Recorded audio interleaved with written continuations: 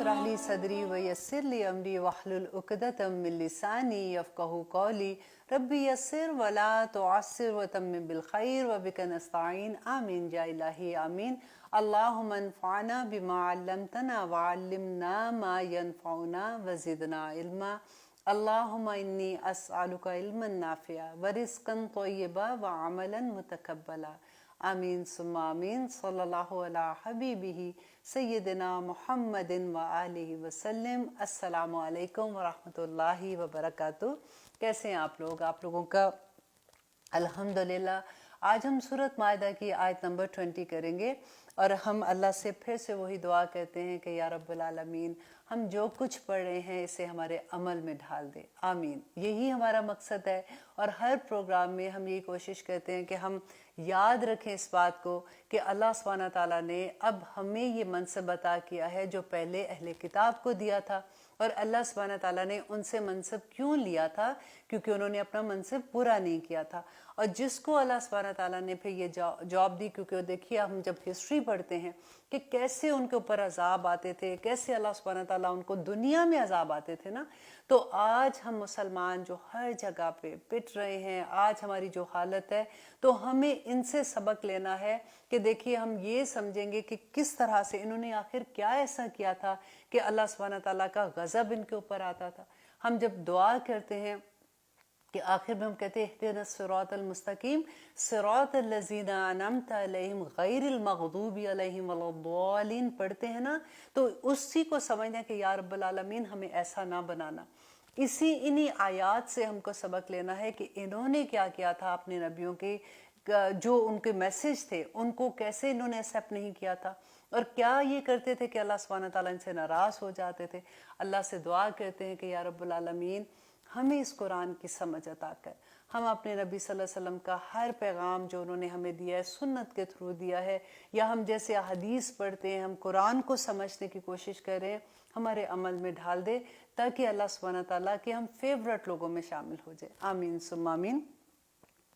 अब देखिए last programme में हमने देखा था कि अल्लाह सुब्हाना ताला अहले किताब को ये दावत दे रहे हैं कि देखो अब हमारा रसूल जो है, जो आखिरी नबी है, वो आ चुके हैं, अब तुम उन पे ईमान ले आओ। और वो ईमान क्यों नहीं ला रहे थे? क्योंकि नंबर 1 ये था कि वो हसद करते थे। उनको ये था कि ये तो नबी तो हमारी उसमें से आना चाहिए था ना, हज़रत जो उनके इब्राहीम अलैहिस्सलाम के 2 बेटों की मैंने आपको पूरा वो पहले भी हिस्ट्री बताई है कि किस तरह से इस्माइल अलैहिस्सलाम और इसहाक अलैहिस्सलाम के बारे में था कि इसहाक अलैहिस्सलाम की नस्ल में से, क्योंकि इनमें से सारे नबी आ रहे थे, तो इनको ये था कि ये इस्माइल की नस्ल में से कैसे आ गए हैं, तो उनमें बहुत बड़ा हसद था। अब यहाँ पे जो बात अल्लाह सुब्हाना ताला नबी सल्लल्लाहु अलैहि वसल्लम को बता रहे हैं कि देखो इन्होंने अपने नबी के साथ भी ऐसे किया था, आपका मकसद जो है आप वही को इन तक बस पहुँचा दें, अल्लाह का पैगाम इन तक दे दें। अगर ये आपकी बात नहीं मानते तो आप अपने आप को हल्कान ना करें। अब देखिए कि आयत नंबर 20 सूरत अल माइदा, व इज़ क़ौला, और जब कहा मूसा ने लिक़ौमिही अपनी कौम से, या कौमी ए मेरी कौम उज़्कुरू याद करो नेमतल्लाही नेमते अल्लाह की अलैकुम जो उसने तुम पर की थी। अब यहाँ पे देखिए कि एक हिस्ट्री फिर से थोड़ी सी मैं आपको सुना देती हूँ, क्योंकि यहाँ पे हम जो पूरी आयत में देखेंगे कि किस तरह से एक गुलामी में रहती हुई कौम जिसकी अपनी अना भी ख़त्म हो जाती है, ऐसी पिसी हुई कौम को अल्लाह सुब्हाना ताला क्या तरीका बता रहे हैं कि वो वापस कैसे उठेगी। क्योंकि देखिए दुनिया सारी असबाब के साथ है, ऐसा तो नहीं हो सकता था कि क्योंकि वो मुसलमान थे उस वक़्त के, तो अल्लाह सुब्हाना ताला खुद ही से जाके उनको तरक्की दे दे, खुद ही से उनको कामयाबियाँ दे दे, खुद ही से उनको वादिये वो जो उसमें फ़लस्तीन में जाना था तो उसमें भेज दे किसी तरह से। अब अल्लाह सुब्हाना ताला यहाँ पे ये बता रहे हैं कि देखो असबाब तुमको करने हैं, हिम्मत तुम्हें रखनी है, हौसला तुम्हें करना होगा, अल्लाह की मदद तुम्हारे साथ आ जाएगी। देखिए वो बदर का ज़माना आप याद करें, जब हम पढ़ते हैं कि किस तरह से इतने से मुसलमान, क्योंकि उनमें हौसला था, उनमें हिम्मत थी, किस तरह से उन्होंने 3 गुना ज़्यादा लोगों के साथ क्या हुआ था और किस तरह से फ़तह इतनी बड़ी कामयाबी मिली थी। यहाँ पे भी वही हम देखेंगे कि मूसा अलैहिस्सलाम अपनी कौम से कह रहे हैं कि ए मेरी कौम तुम याद करो अल्लाह की नेमतों को। देखिए यहाँ पे एक नुक्ता समझने का ये है کہ کبھی کسی کو موٹیویٹ کرنا ہوتا ہے نا تو سب سے پہلے اس کو پازیٹیو چیزیں بتانی چاہیے کہ دیکھو کہ تم کر سکتے ہو، تم پہلے بھی کرتے تھے، تم اپنے آباء اجداد کو دیکھو، جیسے موسیٰ علیہ السلام نے کہا کہ کتنی اللہ سبحانہ تعالیٰ نے ان پہ رحمتیں کی تھی، کیسے اللہ سبحانہ تعالیٰ نے اس کو تمام جہانوں پہ فضیلت دی تھی، اللہ سبحانہ تعالیٰ کے تمام نبی تمہارے اندر آئے تھے، آج بھی جب تم ہمت کرو گے، آج بھی تم اللہ سبحانہ تعالیٰ کے احکامات کو مانو گے تو کامیابی آج بھی تمہیں ہی ملے گی۔ اب یہاں پہ سب سے پہلے جو یہ بات ہے کہ اذکروا نعمت اللہ، کہ یاد کرو اللہ سبحانہ تعالیٰ کی وہ تمام نعمتیں جو اللہ نے تم پہ کی تھی،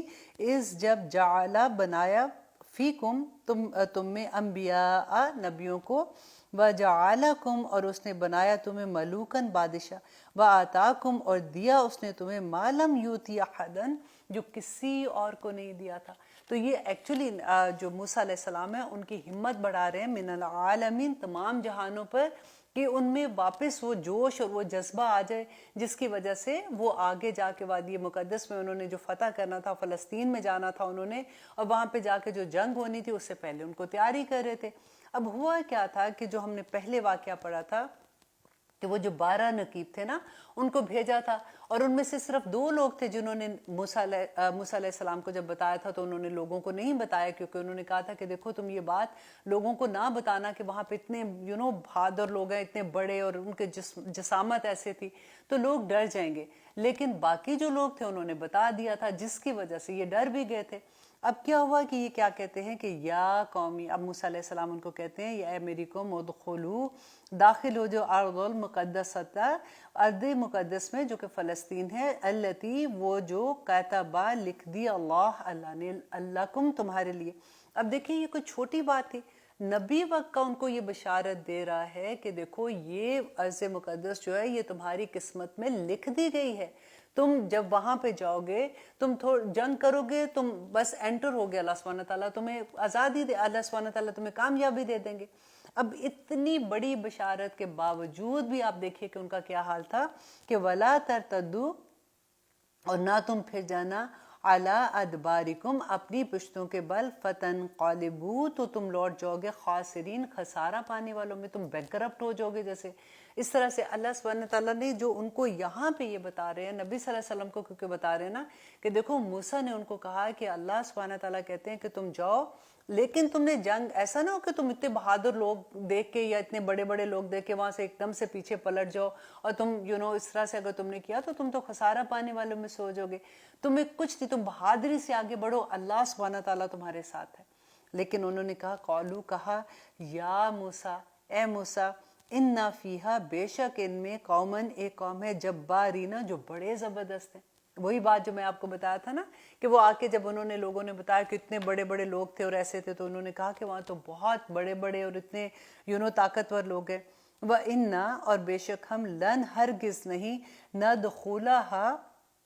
ہم داخل ہوں گے اس میں، حتیٰ یہاں تک کہ یخرجوا منہا یہاں تک کہ وہ نکل جائیں وہاں سے۔ ایسا نہیں تھا کہ وہ داخل نہیں ہونا چاہ رہے تھے، انہوں نے وادی عتیق میں کیا کرنا تھا، وادی تو ایک پوری وادی کی طرح تھی نا، اس کے اندر کوئی گھر نہیں تھے، کوئی ایسی جگہ نہیں تھی، تو مقصد تو ان کا وہیں جانا تھا۔ لیکن اب کیونکہ وہ بات ہی نہیں سن رہے تھے، جیسے وہ اتنے سال غلامی میں رہنے کی وجہ سے ان کے اندر وہ سیلف موٹیویشن جیسے ہوتا ہے نا، وہ چیزیں بھی ان میں ختم ہو گئی ہوئی تھی۔ تو اب اللہ سبحانہ تعالیٰ وہ موسیٰ علیہ السلام کو کہتے ہیں کہ جب تک وہ وہاں سے نہیں نکلیں گے ہم تو وہاں پہ نہیں جانے والے۔ فَإِن يَخْرُجُوا اور اگر وہ نکل جائیں، منہا اس میں سے، فَإِنَّا دَاخِلُونَ تو ہم وہاں پہ داخل ہو جائیں گے۔ اب کس نے نکالنا تھا وہاں پہ؟ اب وہی بات ہے نا کہ ہم تو مسلمان ہیں، ہم تو اللہ کے بڑے پیارے ہیں، اللہ سبحانہ تعالیٰ کو کہو کہ وہ خود ہی سے وہاں سے نکال دیں، وہ فرشتے بھیجیں یا کچھ بھی کرے، ہم نے کوئی نہیں جانا وہاں پہ۔ اب یہاں پہ آگے دیکھیے، اولا کہا رجلانی دو آدمیوں نے، من الذین ان لوگوں میں سے جو یخافون جو ڈرتے تھے، انعم اللہ کہ انعام کیا اللہ نے علیہما ان دونوں پر۔ یہاں پہ اللہ سبحانہ تعالیٰ نے ان دو لوگوں پہ جو انعام کیا تھا، وہ کس چیز کا انعام اللہ سبحانہ تعالیٰ بتا رہے ہیں کہ یخافون کہ وہ اللہ سے ڈرتے تھے۔ اللہ کا ڈر، خشیت الہی جو ہے وہی اللہ کا بہت بڑا انعام ہوتا ہے، کیونکہ انسان جو ہے جب اس کے اندر خشیت الہی ہوتی ہے تو وہ برائی سے بچ جاتا ہے، وہ اللہ سبحانہ تعالیٰ کے راستے میں بھاگنے والوں میں ہو جاتا ہے، اس کے اندر وہ چیز پیدا ہو جاتی ہے کہ اللہ is watching me all the time,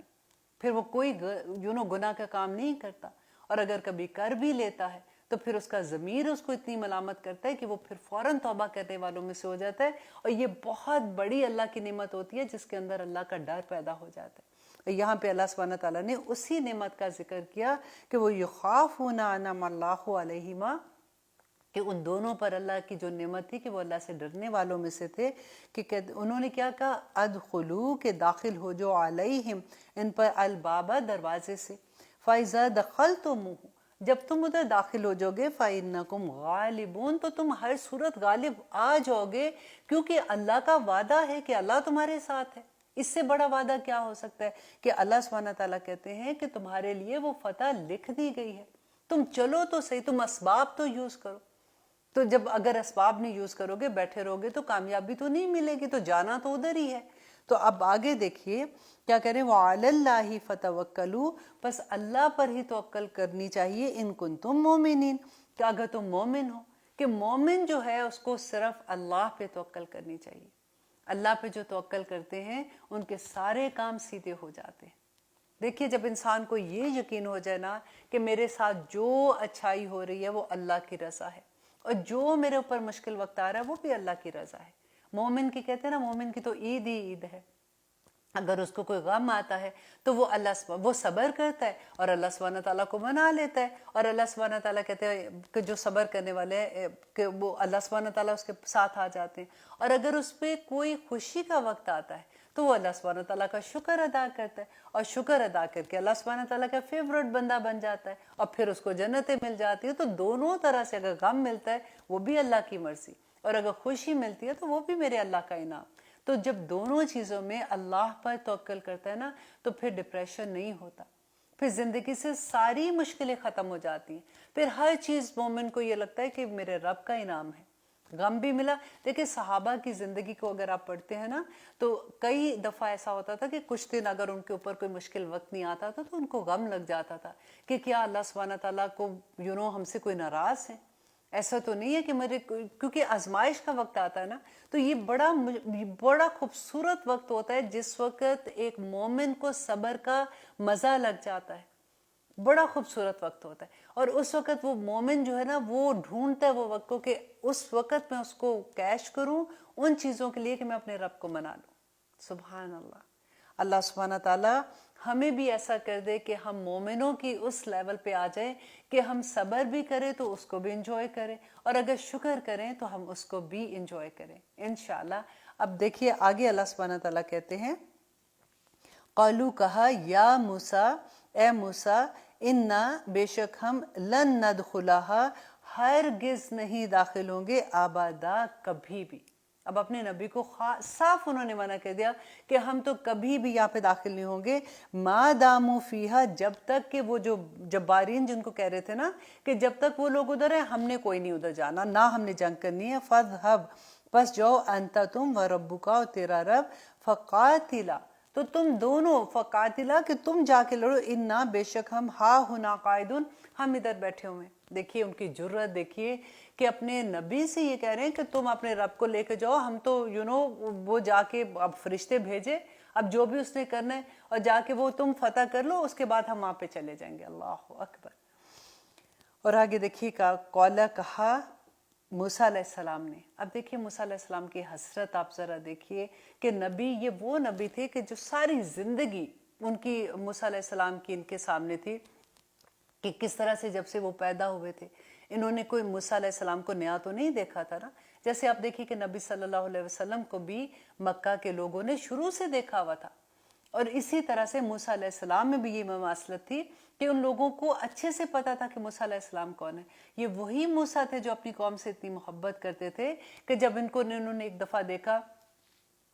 کہ جو دو لوگوں میں لڑائی ہو رہی تھی، اور ایک جو تھا وہ بنی اسرائیل کا تھا بندہ، اور دوسرا جو تھا وہ فرعون کی قوم سے تھا، اور جب اس نے اس کو پکارا تو انہوں نے جب اس کو بچانے کے لیے وہ مکہ مارا تھا تو وہ وہیں مر گیا، تو اسی لیے تو یہ وہاں سے بھاگ کے چلے گئے تھے، اور اتنی ان کو اپنی قوم سے محبت تھی، اور ان کو لے کے وادی تی تک پہنچے، کہاں سمندر دو حصوں میں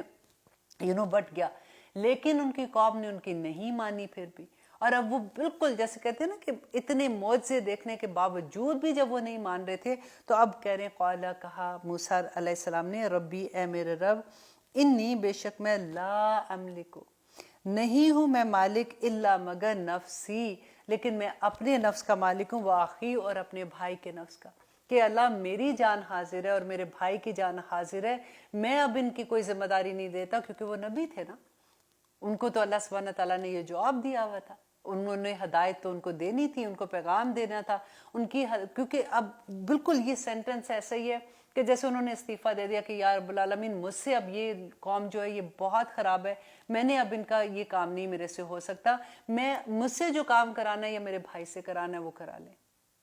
اب دیکھیے کہ یہاں پہ موسیٰ علیہ السلام اللہ سبحانہ تعالیٰ سے بیسیکلی شکایت کر رہے ہیں اتنی حسرت نظر آتی ہے کیونکہ اب دیکھیے موسیٰ علیہ السلام کی پوری زندگی ان کے سامنے تھی کتنی محبت کرتے تھے اپنی قوم سے کیسے ان کو آزادی دلوا کے لے کے آتے ہیں وادی یتیم میں اور یہاں پہ آ کے جب وہ قوم ان کی بات نہیں مانتی ہے تو پھر اللہ سبحانہ تعالیٰ سے بیسیکلی اگر آپ آسان ورڈ میں دیکھیے تو استعفیٰ پیش کریں کہ یا رب العالمین یہ قوم میری بات نہیں سنتی میں اپنی قسم کھا سکتا ہوں میں اپنے بھائی کی قسم کھاتا ہوں لیکن یہ لوگ میری بات نہیں مان رہے ہیں ففروق پس جدائی ڈال دے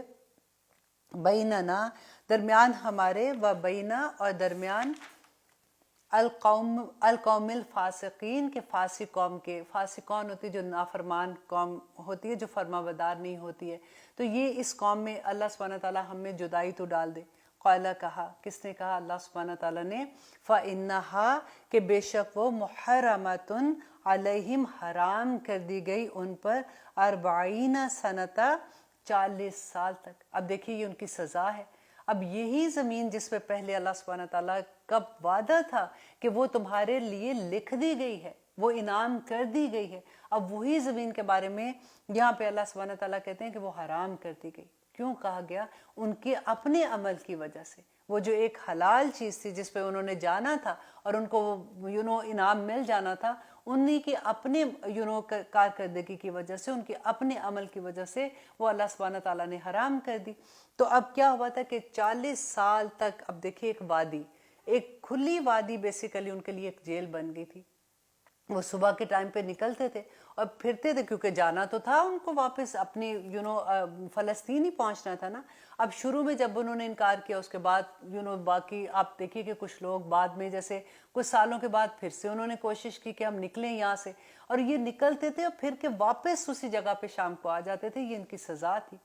40 سال تک وہ اس وادی میں رہے حضرت موسیٰ علیہ السلام اور ان کے بھائی کی وفات بھی اسی 40 سال میں ہوئی تھی اور پھر وہ جو یوشع بن نون تھے ان کی کارکردگی میں ان کی سرکردگی میں بیسیکلی یہ جو نئی نسل وہاں پہ پیدا ہوئی وہ تھوڑی بہادر بھی نسل تھی کیونکہ پہلی نسل تو غلامی میں اتنی پھنسی ہوئی تھی نا تو ان کے مائنڈ بھی ویسے تھے ڈرے ہوئے تھے اور وہ کام کچھ کرنا نہیں چاہتے تھے کہ بس آسانی سے ہمیں مل جائے آخر ہم مسلمان ہیں اللہ سبحانہ تعالیٰ ہمیں کسی طرح سے خود ہی سے فتح دے دے گا آج بھی ہم یہی سوچتے ہیں نا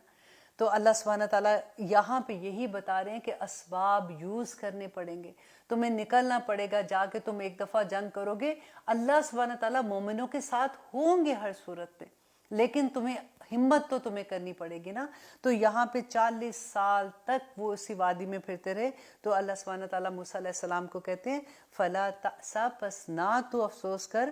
علی القوم الفاسقین اس فاسق قوم پر اس نافرمان قوم پر تو غم نہ کر وَاتْلُ عَلَيْهِمْ اب دیکھیے آیت نمبر 27 اب یہاں پہ ایک اور قصہ شروع ہو رہا ہے اور وہ قصہ ہے آدم علیہ السلام کے 2 بیٹوں کا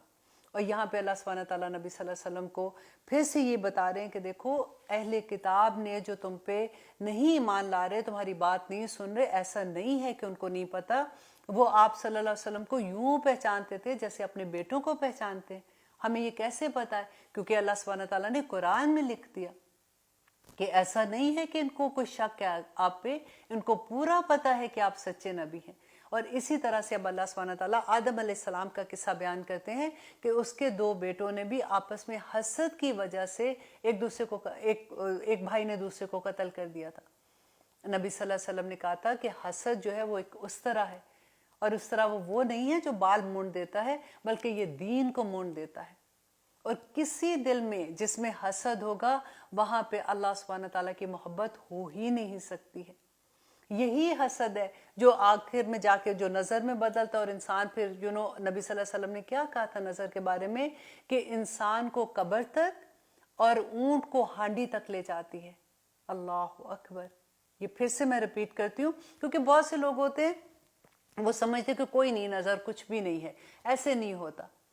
اب دیکھیے کہ کیا ہوتا ہے، آپ ذرا اپنی فیس بک آج چیک کر کے دیکھیے گا، جب ہم پوسٹ کرتے ہیں نا کوئی چیز، پھر ہمیں ڈر نہیں یہ لگتا، ہم ایسے ایسی ایسی پکچرز پوسٹ کر دیتے۔ آپ کبھی سوچے تو صحیح نا کہ جب آپ نے کوئی ایسی پکچر ہم لگاتے ہیں کہ گھر میں بڑی خوشحالی ہے، بچے بھی خوش ہیں، ہسبینڈ خوش ہے، وہاں کھانا کھا رہے ہیں، ادھر بیٹھے یہ کر رہے ہیں۔ اب کسی کے گھر میں اتنا ان کے بچے نافرمان ہے، یا اس کا ہسبینڈ کی اس کے ساتھ انڈرسٹینڈنگ نہیں ہو رہی ہے، وہ بچی پریشان حال بیٹھی ہوئی ہے۔ اب اگر کوئی ایسا بندہ ہوتا ہے، کئی دفعہ ایسا بھی ہوتا ہے کہ اس کی حسد ہوتا ہے کہ دیکھو اس کو دیکھو ذرا، اور کئی دفعہ تو یہ ہوتا ہے کہ ایسی ایکچولی وہ ریئل پکچرز بھی نہیں ہوتی ہیں، سارا وقت تو ایسی سچویشن نہیں ہوتی ہے، وہ جو ہم ایکسٹریم اچھی حالت ہوتی ہے اس میں ہم وہ پکچر پوسٹ کر دیتے ہیں، اور دوسروں کو یہ لگتا ہے کہ ان کے گھر میں تو سارا وقت ہی ایسی چیزیں ہوتی ہیں، پھر جب نظر لگتی ہے پھر ہمارے رونے نہیں بند ہوتے۔ آج انشاءاللہ آج کے پروگرام میں ہم پوری کوشش کریں گے کہ ہم حسد کو سمجھ سکیں، اور اس کے بعد ہم یہ دیکھیں کہ ہم نے اسے بچنا کیسے ہے۔ اب یہاں پہ جو آدم علیہ السلام کے 2 بیٹوں کا قصہ ہے، وہ تھوڑا سا پہلے میں آپ کو بتا دوں تاکہ پھر آپ آیا کے ساتھ ساتھ جب ہم جائیں گے تو آپ لوگ اس کو اچھے سے سمجھیں گے۔ آدم علیہ السلام کے زمانے میں کیا ہوتا تھا کہ شروع میں تو دنیا ابھی نئی نئی جیسے بن رہی تھی، اور جو پہلے حمل میں جیسے ٹوئنز پیدا ہوتے تھے، ایک لڑکا اور ایک لڑکی ہوتا تھا، اب دوسرے حمل میں بھی ایک لڑکا اور لڑکی ہوتا تھا، اور اس زمانے میں بہن بھائی اس طرح سے ان کی شادی ہوتی تھی، کیونکہ ایک حمل، لیکن ایک حمل کے بچوں کی نہیں ہوتی تھی۔ ایک حمل میں جو لڑکا ہوتا تھا اس کی دوسرے حمل کی لڑکی سے ہوتی تھی، اور جو دوسرے حمل کا لڑکا تھا اس کی پہلے حمل کی لڑکی سے شادی ہوتی تھی، تو اس طرح سے کراس شادی ہوا کرتی تھی۔ اب ہوا کیا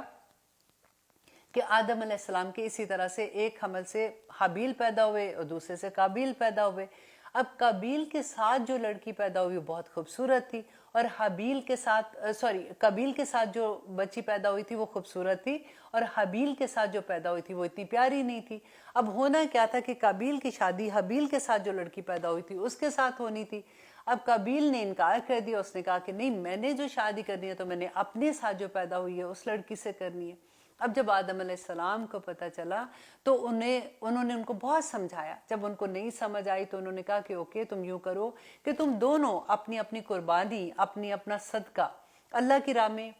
پیش کرو۔ اس زمانے میں کیا ہوتا تھا کہ جو صدقہ ہوتا تھا تو اللہ سبحانہ تعالیٰ کے اوپر سے آسمان سے ایک بجلی آتی تھی، آگ کی طرح کی کوئی چیز آتی تھی، اور وہ صدقہ جو قبول ہوتا تھا اس کو کھا جاتی تھی۔ اب ہوا کیا کہ دونوں بھائیوں نے اپنا اپنا صدقہ پیش کر دیا، رکھ دیا کسی جگہ پہ۔ اب ہوا آسمان سے ایک آگ آئی تو اس نے جو حابیل کا صدقہ تھا اس کو وہ لے گئی اوپر، کھا لیا اس نے۔ اب قابیل کو جب یہ پتا چلا تو اس کو غصہ آیا، اس کو اور حسد ہوا کہ اس کا یہ زیادہ، اس کا تو قبول ہو گیا۔ اب دیکھیے کہ اللہ سبحانہ تعالیٰ کا کتنا بڑا کرم ہے کہ آج ہم جب اپنے صدقات دیتے ہیں تو اللہ سبحانہ تعالیٰ نے اتنا پردہ ڈالا ہوا ہے کہ کسی کو نہیں پتا چلتا کہ یہ قبولیت ہوئی کہ نہیں ہوئی ہے۔ یہ ہم نے رشوت کے پیسوں سے صدقہ دیا، یا ہم نے کوئی سودی کاروبار کر کے کیا، یا کسی کا مال غصب کر کے کیا، یا کس حالت کے وہ پیسے تھے، اللہ سبحانہ تعالیٰ نے عزتیں قائم رکھی ہوئی۔ یہ کتنا بڑا انعام ہے۔ اس زمانے میں یہ ہوا کرتا تھا کہ جس کا صدقہ قبول ہوتا تھا تو پتہ چل جاتا تھا سارے لوگوں کو کہ یہ ٹھیک مال سے ہے اور اس کی بات ٹھیک نہیں ہے۔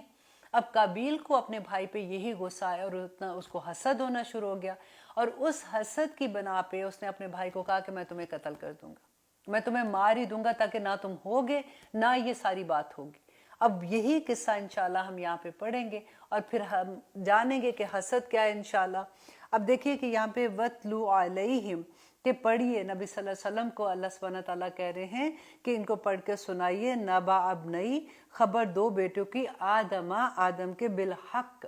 سچے، بالکل حق کے ساتھ۔ کیونکہ دیکھیں جب قصہ ہوتا ہے نا، اگر آپ دیکھیں کہ کبھی کوئی قصے کہانیاں ہوتے ہیں جس میں سچی کہانیاں بھی ہوتی ہیں، لیکن اس کو بیان جب کرنا ہوتا ہے تو اس کے اندر ایڈ آن چیزیں لگاتے ہیں تاکہ اس کو مور اٹریکٹیو بنانے کے لیے. کیونکہ قصے جو ہوتے ہیں وہ تو اگر ڈرامے ہیں، ڈرامے میں تو قصے کہانیاں ہوتے ہیں، تو وہ تو ایک بزنس کی طرح ہوتا ہے نا کہ اس کو اس کے اندر اور چیزیں ایڈ آن ہوتی ہیں کہ اس کو اور اٹریکٹیو بنانے کے لیے. یہاں پہ اللہ سبحانہ تعالیٰ کہتے ہیں کہ یہ قصہ بالکل سچا جس طرح سے ہوا تھا اسی طرح سے بیان کرو. اس جب قربا، جب دونوں نے قربانی دی، قربانن قربانی کرنا، فتقبلا تو قبول کی گئی، من احدہما ان میں سے ایک کی قربانی، ولم یتقبل اور نہ قبول کی گئی، من الآخر دوسرے کی قربانی. قالا کہا، کس نے؟ قابیل نے کہا، لا اقتلنک کہ میں ضرور تجھے قتل کر دوں گا. قالا کہا، کس نے؟ حابیل نے کہا، انما بے شک یتقبلو قبول کرتا ہے اللہ من المتقین کہ متقی جو لوگ ہیں ان کی قربانی قبول کرتا ہے. لئن بسطت البتہ اگر بڑھایا تو نے، یہ حابیل اپنے بھائی سے کہہ رہا ہے، الیہ یدک میری طرف ہاتھ اپنا، لا تقتلنی تاکہ تو مجھے قتل کر دے، ما انا تو نہیں میں، بباسط بڑھانے والا، یدیہ ہاتھ اپنا، الیک تیری طرف، لا اقتلک کہ تاکہ میں تجھے قتل کروں، کہ میں تیری طرف ہاتھ نہیں بڑھانے والا. انی بے شک میں، اخاف ہوں کہ میں ڈرتا ہوں، اللہ سے، رب العالمین جو تمام جہانوں کا عالم ہے، تمام جہانوں کا رب ہے. انی بے شک میں، اریدو میں چاہتا ہوں، ان کے تبوء کہ تو پلٹے، بے اثمی ساتھ میرے گناہ کے، و اثمی کا اور ساتھ اپنے گناہ کے، فتکونا تو پس تو ہو جائے گا، من اصحاب النار تو آگ والوں میں ہو جائے گا. اب یہاں پہ انہوں نے جو یہ کہا کہ تو میرے گناہ کے ساتھ اور اپنے گناہ کے ساتھ پلٹے گا، تو اس کا کیا مطلب تھا؟ کیونکہ انہوں نے تو قتل نہیں کیا تھا، قتل تو دوسرا بھائی کر رہا تھا. تو ایکچولی کیا ہوتا ہے کہ جو قاتل ہوتا ہے، جو قتل کرتا ہے، تو جس کو اس نے قتل کیا ہوتا ہے اس کے سارے گناہ بھی اس کے کھاتے میں آ جاتے ہیں. اور دیکھیے نبی صلی اللہ علیہ وسلم نے بتایا تھا کہ اللہ سبحانہ تعالیٰ نے کہا کہ جو دنیا میں، کیونکہ یہ پہلا قتل تھا نا، کہ رہتی دنیا تک جو بھی کوئی ظلم کے ساتھ قتل کرے گا تو اس کا ایک حصہ قابیل کو ملتا رہے گا. اسی لیے کہتے ہیں کہ دین میں کوئی نئی چیز نہ پیدا کرو، کیونکہ کوئی بھی، اگر آپ گناہ کا کام کرتے ہو، اگر آپ نیکی کا کام کرتے ہو تو الحمدللہ، اگر آپ نیکی کا کوئی کام شروع کرتے ہو اور آپ کو دیکھ کے دوسرے لوگ بھی وہ کام کرتے ہیں تو سارا یہی تو صدقہ جاریہ ہوتا ہے نا، کہ وہ آپ کو اس کا ثواب ملتا رہے گا، ملتا رہے گا، جتنی نسلوں تک وہ نیکی چلتی رہے گی آپ کو اس کا ثواب ملتا رہے گا. لیکن اگر آپ نے کوئی گناہ کا کام کیا ہے، فار ایگزامپل آسان ورڈ میں آپ کو سمجھ آ جائے گی کہ اگر آپ نے کوئی ایسا فیشن شروع کیا ہے کہ کپڑوں کا کوئی ایسا سٹائل شروع کیا جو اللہ سبحانہ تعالیٰ کے اللہ کو پسند نہیں ہے، تو اگر آپ ایسا کوئی سٹائل شروع کرتے ہیں اور اس کو لوگ کاپی کرتے ہیں تو اس کا ہر وہ بندہ جو وہ کپڑے پہنے گا اور اس طرح کا سٹائل اپنائے گا، اس کا گناہ اس کو ملتا رہے گا جس نے وہ سب سے پہلے اس کو شروع کیا. اس لیے بہت سوچ سمجھ کے کوئی بھی چیز شروع کرنی چاہیے. یہ بات آپ دیکھ لیں کہ اللہ سبحانہ تعالیٰ کہتے ہیں کہ جس نے پہلی دفعہ کوئی گناہ کا کام شروع کیا اور اس کو لوگوں نے فالو کیا تو رہتی دنیا تک جتنے لوگ بھی وہ کام کریں گے اس کا گناہ اس کے سر پہ آ جائے گا. اللہ سبحانہ تعالیٰ ہمیں ان لوگوں میں شامل کر دے کہ جو ہم کوئی نیکی کا کام ایسا شروع کر دیں کہ ہمارے بعد ہماری نسلوں میں وہ کام ہوتا رہے تاکہ اس کا ثواب ہمیں ملتا رہے. اسی لیے تو کہتے ہیں کہ درجات بلند ہوتے رہتے ہیں نا بعد میں بھی. تو اللہ سبحانہ تعالیٰ ہمیں ان لوگوں میں شامل کر دے. تو اب یہاں پہ دیکھیے کہ وہ اپنے بھائی سے کہتا ہے کہ تو وہاں پہ پلٹے میرے اور اپنے گناہ کے ساتھ، فتکونا تو ہو جائے، من اصحاب النار کہ تو دوزخ والوں میں ہو جائے، وذالک اور یہ جزاء کہ یہ بدلہ ہے الظالمین ظالم لوگوں کا، کہ جو ظلم کرتے ہیں ان کا یہ بدلہ ہے کہ اللہ سبحانہ تعالیٰ ان کو دوزخ میں پھینک دے گا. تو دیکھیے جو قتل ہے نا، قتل تین طرح سے، جو اگر نمبر ایک قصاص کے بدلے میں، جیسے کہتے ہیں زخم کے بدلے میں زخم، جان کے بدلے میں جان، تو اگر کوئی قصاص میں قتل کرتا ہے تو آف کورس وہ قتل نہیں ہے جو ظلم کے ساتھ قتل ہوتا ہے. اور ایک قتل وہ ہے جس کی اجازت ہے، جو اللہ سبحانہ تعالیٰ نے کہا کہ جو مرتد ہو جاتا ہے، اسلام سے پھر جاتا ہے. اور تیسرا وہ جو شادی شدہ اگر آدمی ہے یا عورت ہے، اگر وہ زنا کرتے ہیں تو وہ قاتل واجب قاتل ہے. لیکن یہ قتل وہ نہیں ہے کہ اگر پتہ چلا کہ یہ تو مرتد ہو گیا فار ایگزامپل، یا اس نے ایسے کیا تو کوئی بھی ان کو قتل کر دے پکڑ کے. हुकूमत वक्त ये फैसला करेगी, अदालत में ये फैसला होगा, काजी ये फैसला करेगा कि इनकी सज़ा क्या होगी और क्या नहीं होगी। किसी और को इख्तियार नहीं है इसका, ये सिर्फ अल्लाह सुब्हाना ताला। यहाँ पे जो कुरान में जैसे हदूद का जिक्र होता है कि कहाँ पे हद लगेगी और कितनी लगेगी, कैसे लगेगी, लेकिन उसको अप्लाई जो है वो हुकूमत वक्त कराएगी, और वो जो अदालत होगी, जो काजी होगा, वो फैसला देगा कि किसके साथ क्या सलूक किया जाएगा। अब यहाँ पे इंशाल्लाह लेते हैं एक छोटी सी ब्रेक, फिर देखते हैं कि अल्लाह सुब्हाना ताला आगे हमारी क्या रहनुमाई करते हैं, और हम देखेंगे कि हसद के बारे में थोड़ा सा हम डिस्कशन करेंगे, ताकि हमारी ज़िंदगी से ये एक चीज़ कम अज़ कम इतना तो हो जाए कि हम अपने आप को भी बचा सकें, और सबसे बड़ी बात है कि अपने बच्चों को बचा सकें, अपने फैमिली को बचा सकें। क्योंकि हम ऐसे ऐसे पिक्चर्स जब पोस्ट करते हैं, ना सिर्फ हम अपने बल्कि अपनी फैमिली को भी मुसीबतों में डाल देते हैं। अब लेते हैं एक छोटी सी ब्रेक, कहीं मत जाइएगा। अब देखते हैं कि इंशाअल्लाह अल्लाह सुब्हाना ताला आगे हमारी क्या रहनुमाई कर रहे हैं। तो देखिए, दुनिया में सबसे पहले हसद किसने किया और आसमान पे सबसे पहले हसद किसने किया, आज हम वो भी जानेंगे कि हसद होता क्या है। हसद एक्चुअली क्या है कि किसी की नेमत को जो अल्लाह सुब्हाना ताला ने दी है ना, किसी की नेमत को देख के ये सोचना कि ये नेमत किसी तरह से छिन जाए और वो मुझे मिल जाए, या फिर ये देखना कि उससे मिले, किसी तरह से मुझे मिले या ना मिले, लेकिन इसके पास ये नेमत ना रहे। और उस हसद को सबसे पहले तो आप देखें ना कि हम पहले ये समझे कि अच्छा नेमत क्या है, कि हर वो चीज़ आप देखिए, अपने 5-6 फुट के कद को आप ज़रा देखिए कि हमारा बोलना, बैठना, उठना, खाना पीना, हर चीज़ अल्लाह सुब्हाना ताला की नेमत है ना। और इससे थोड़ा सा आगे चलते हैं तो देखिए, किसी को अल्लाह सुब्हाना ताला ने बहुत बड़े कारोबार ऐसा दिया होता है, बेशुमार पैसा है उसके पास, किसी के पास औलाद की नेमत ज़्यादा होती है, किसी के पास बेटे ज़्यादा हैं, किसी को खूबसूरती दी हुई है, किसी को डिफरेंट तरह से। आप देखिए कि अल्लाह सुब्हाना ताला ने, किसी को बड़ा घर है, किसी के पास गाड़ियाँ, किसी के पास जहाज़ है, किसी के हर मुल्क में घर है, तो हर तरह की नेमत है। अब यहाँ पे एक हदीस में मैं आपसे शेयर करूँगी कि हमने जो हदीस पढ़ी थी, कि जब हमने वादा अलस वाली हदीस पढ़ी थी ना, तो उसमें क्या हुआ था कि अल्लाह सुब्हाना ताला ने आदम अलैहिस्सलाम की पुश्त पे हाथ फेरा था, और जितनी अरवाह इस दुनिया में आनी थी वो सबके साथ अल्लाह सुब्हाना ताला ने वादा अलस लिया था, और फिर आदम अलैहिस्सलाम को वो तमाम अरवाह को दिखाया था। तो आदम अलैहिस्सलाम ने जब देखा तो अल्लाह सुब्हाना ताला से पूछा कि या रब्बुल आलमीन, इनमें कोई छोटा है, कोई बड़ा है, कोई काला है, कोई गोरा है, कोई अमीर है, कोई गरीब है, या कोई डिफरेंट तरह से लोगों को जब देखा, तो अल्लाह सुब्हाना ताला से पूछा कि या रब्बुल आलमीन, इनमें मसावात क्यों नहीं है। तो अल्लाह सुब्हाना ताला ने कहा था, ताकि ये लोग मेरे शुक्रगुजार बन सके।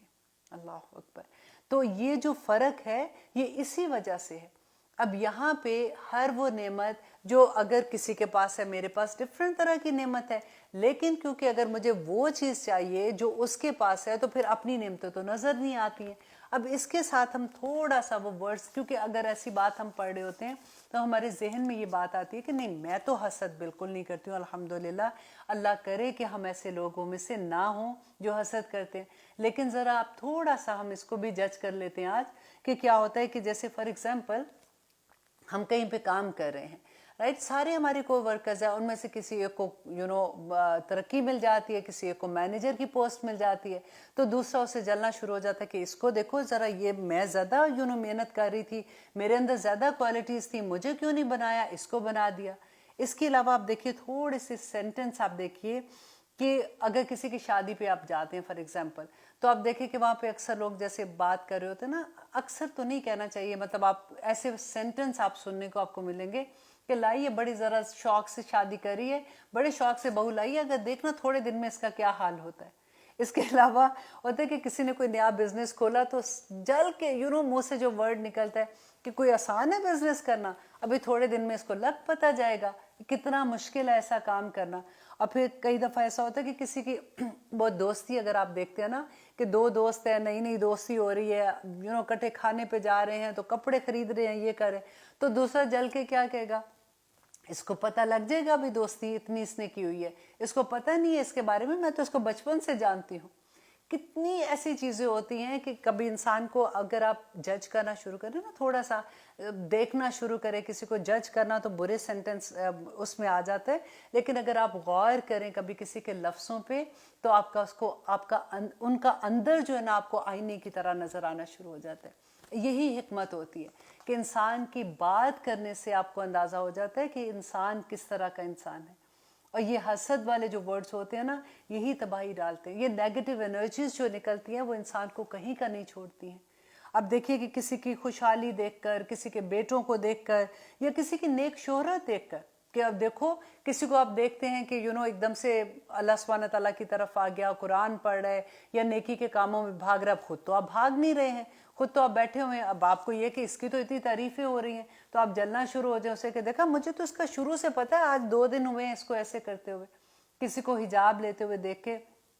فوراً ایسی بات کر دینا کہ 4 دن کا شوق ہے, ابھی اس کا سارا نکل آئے گا باہر نا, تم دیکھنا اس کو کیا ہوتا ہے. تو یہ ساری چیزیں حسد میں آتی ہیں. اور حسد کا اللہ سبحانہ تعالیٰ نے کیا کہا ہے کہ ایمان اور حسد ایک دل میں جمع نہیں ہو سکتے.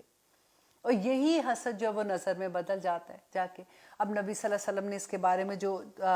ہمیں احادیث ملتی ہیں کہ حسد نیکیوں کو یوں کھا جاتا ہے جیسے سوکھی لکڑی کو آگ کھا جاتی ہے. نیکیاں ختم ہو جاتی ہیں انسان کے پاس. اللہ سبحانہ تعالیٰ نے کہا کہ آدم کے بیٹے, دنیا میں سب سے پہلا حسد جو تھا وہ آدم کے بیٹے قابیل نے کیا تھا, جو حابیل کے ساتھ اس نے حسد کیا تھا. اور آسمان پہ پہلا حسد کون سا ہوا تھا؟ جو ابلیس نے کیا تھا آدم علیہ السلام کے ساتھ. اب دیکھیے اس کے بعد اہل کتاب نے جو حسد کیا تھا نبی صلی اللہ علیہ وسلم کے ساتھ. پھر آپ دیکھیے قریش مکہ نے, ایسا نہیں تھا کہ نبی صلی اللہ علیہ وسلم کو نہیں جانتے تھے, بچپن سے نبی صلی اللہ علیہ وسلم کو جانتے تھے. وہ یہ کہا کرتے تھے کہ وہ صادق اور امین ہے. ان کا پورا بچپن سے لے کے ان کی جوانی, 40 سال میں نبوت ملی تھی نا, 40 سال کی زندگی ان کے سامنے تھی, وہ اچھے سے جانتے تھے.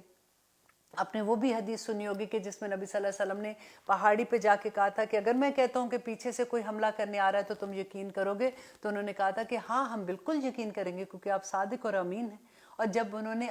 ایک اللہ کی دعوت دی نا کہ ایک اللہ کو مانو اور بتوں کو چھوڑ دو, تو جب ضرب پڑتی ہے دین کے اوپر ان کے, تو پھر وہاں پہ آ کے انہوں نے کیا کہا تھا کہ نہیں یہ تو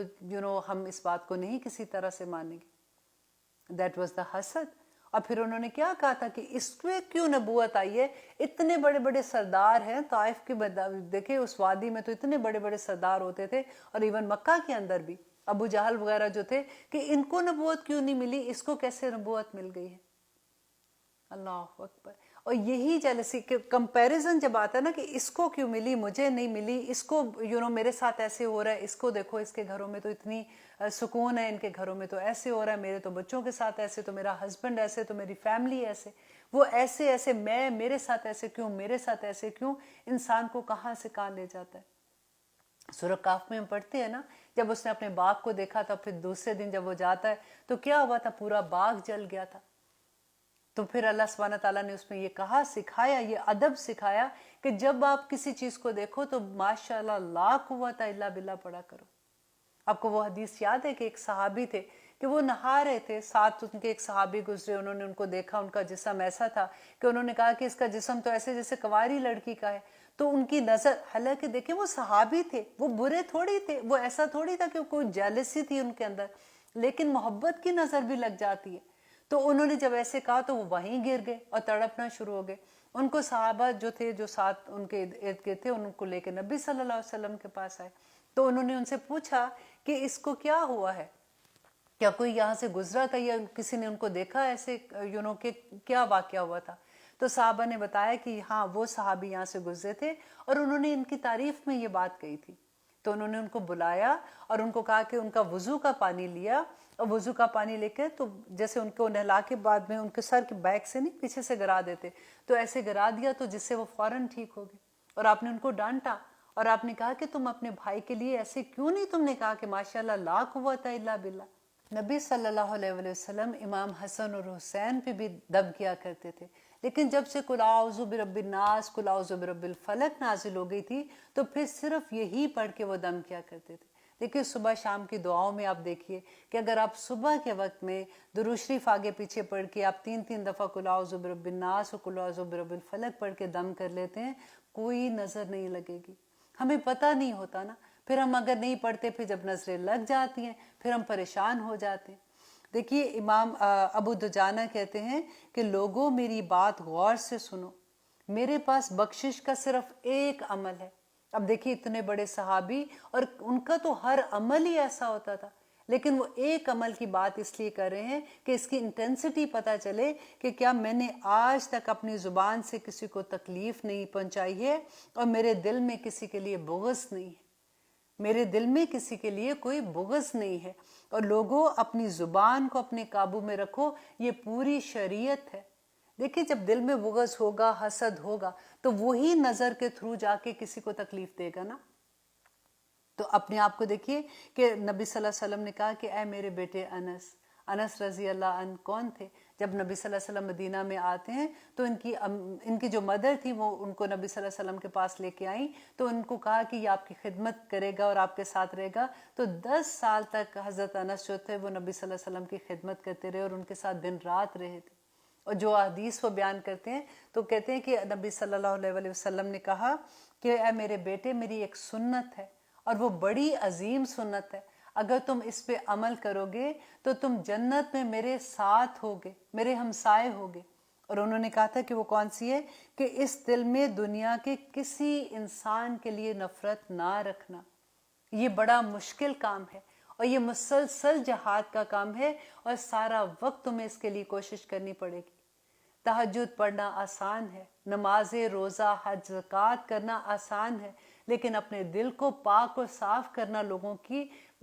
इस तरह से गुस्से से और लोगों की नफरत से या लोगों के बारे में ऐसी चीज़ें रखने से पाक करना बहुत मुश्किल काम है। अब मैं आपको थोड़ा सा यहाँ पे एक और बता देती हूँ कि नबी सल्लल्लाहु अलैहि वसल्लम ने फरमाया कि तकदीर से कोई चीज़ सबकत ले जाती तो वो नज़र होती। देखिए हम कहते हैं ना कि तकदीर में लिखा हुआ सब कुछ हो जाता है, तो उससे भी जो सबकत ले जाती है वो भी नज़र है। इमाम इब्ने कसीर ने कहा कि नज़र बद को अल्लाह के हुक्म से लगना और असर होना बरहक है। और हाफिज इब्ने हजर कहते हैं कि खबीसु तबा इंसान अपनी बुरी नज़र जिस पर डालता है उसको नुकसान पहुंचाता है। और ये तो कमाल की बात इब्ने कय्यम ने कह दी कि उन्होंने कहा कि कुछ कम इल्म लोग जो हैं उनको नज़र की तासीर को बातिल करार देते हैं। इनका कहना है कि ये महज तोहम परस्ती है, इसकी कोई हकीकत नहीं है, बल्कि हकीकत यह है कि ये लोग सबसे बड़े जाहिल और अरवा की तासीर से नावाकिफ हैं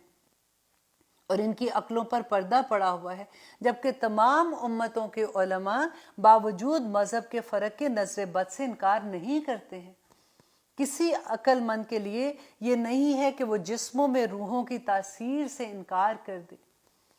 आप देख सकते हैं कि एक शख्स का चेहरा जैसे शर्म से सुर्ख हो जाता है या डर से जर्द हो जाता है, तो वो ये कहते हैं कि ये जो अरवाह है हमारी, उनकी तासीर होती है। और ये रूहों की तासीर की वजह से, क्योंकि इनका ताल्लुक नज़र से होता है, इसलिए नज़र बद की निस्बत आँख की तरफ की जाती है। हालांकि आँख की नज़र कुछ नहीं करती है, ये तो रूहों की तासीर है। देखिए वो जो फीलिंग्स अंदर पैदा होती है ना, किसी को देख के हसद की फीलिंग पैदा होती है, वो नुकसान देती हैं। हम हमेशा ये कहते हैं ना, हमें नज़र लग गई, हमें नज़र लगी। हमें ये देखना है कि हमारी नज़र किस किस को लग रही है। हमें दूसरों को अपनी नज़र से बचाना है और ख़ुद भी अपने आप को दूसरों की नज़र से बचाना है। बस इसका इलाज, सबसे बड़ी बात है कि हमें ये तो समझ आ गई है कि नज़र कितना बड़ा नुकसान देती है कि इंसान को कब्र तक और ऊँट को हांडी तक ले आती है। और नबी सल्लल्लाहु अलैहि वसल्लम ने कहा था कि मेरी उम्मत के ज़्यादातर लोग जब क़यामत के दिन अपनी कब्रों से उठेंगे तो वो अपनी तबाही मौत नहीं मरे होंगे, बल्कि नज़र से मर गए होंगे। अल्लाह अकबर। ये मैं आपको एग्जैक्टली वर्ड्स मेरे पास नहीं है, लेकिन मैं आपको इसका खुलासा बता रही हूँ। अगर आप इसके नज़र की हदीस देखेंगे तो आपको आसानी से मिल जाएगी। अब इसका इलाज क्या करना है? इसका इलाज ये है कि सबसे पहले बात है कि आप वुज़ू का पानी लेते हैं, जिसका आपको ये है कि किसी की नज़र लगी है, तो आप वुज़ू का पानी लेंगे, वो फिर आप उसके ऊपर से गुजार देंगे तो नज़र उतर जाती है। अब बात ये मुश्किल है कि आप किसको कहेंगे कि भाई आप अपना वुज़ू का पानी दे, अगला तो लड़ने के लिए आ जाएगा कि भाई तुम्हारी इतनी हिम्मत, तुम्हें क्या लगता है मेरी नज़र लगी है, ये या बा करके वो ऐसी बेइज्जती करेगा कि अगली दफ़ा तो हिम्मत ही नहीं पड़ेगी। अब उसका एक दूसरा हल भी ये है कि अगर आपकी फैमिली में कोई मुत्तकी है, कोई नेक परहेजगार नमाजी है, या फिर आपकी मस्जिद के इमाम जो हैं, आपको पता है कि वो बहुत नेक हैं, आप उनसे भी वुज़ू का पानी ले सकते हैं और वो भी गुजार सकते हैं। जैसे बैग नहाने के बाद पीछे से गुजार दें। اور ہر صبح اور ہر شام کو آپ اگر یہ پڑھتے قل اعوذ برب الناس اور قل اعوذ برب الفلق پڑھ کے اپنے پورے جسم پہ دم کر لیتے ہیں تو انشاءاللہ نظر نہیں لگے گی. لیکن کیونکہ پتہ نہیں ہوتا، آپ دیکھیے کہ ہمارے بچوں کو اسپیشلی ہم بڑے ہیں ہم تو پھر سمجھ آتے ہیں اور ہم کرنے کی کوشش بھی کرتے ہیں، کیونکہ ہمیں تکلیف یہ ہوتی ہے کہ ہمارے بچوں کو بھی نہیں پتہ. اور ہماری کئی ایسی حرکتیں ہوتی ہیں کہ ہم ایسی ایسی پوسٹ لگاتے ہیں اپنے بچوں کے بارے میں، اتنی باتیں ایسی لکھ دیں گے، ایسی باتیں کر دیتے ہیں کہ ان کو پھر جب تکلیف ہوتی ہے تو تکلیف تو پھر ہمیں ہوتی ہے نا. آپ اپنے بچوں کو بھی یہ سکھا دیں کہ ہر رات کو اور ہر صبح اگر یہ پڑھ لیں گے تو انشاءاللہ وہ نظر سے بچ جائیں گے. اب وقت ختم ہوتا ہے، اجازت دیجیے انشاءاللہ اگلے پروگرام میں دیکھیں گے کہ اللہ سبحانہ تعالیٰ ہمیں کیا فرماتے ہیں. سبحان ربک رب العزت عما یصفون وسلام علی المرسلین والحمد للہ رب العالمین. السلام علیکم ورحمۃ اللہ وبرکاتہ.